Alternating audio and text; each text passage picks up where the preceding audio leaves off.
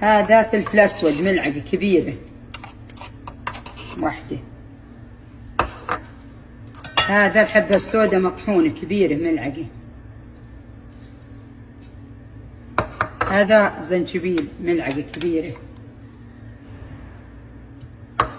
هذا خردل مطحون ملعقة كبيرة. هذا زيت زيتون كاس، مقاس صغيرة الكاس. بعدين نحطهن على النار 5 دقائق.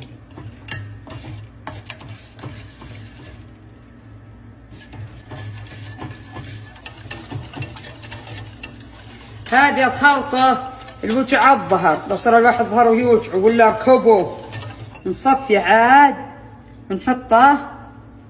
أهم شيء علبة قزاز، بس أنا أبيها تبرد بهالكاس وأحطها بعلبة قزاز. زيات علبة قزاز تحطونها لا بردت.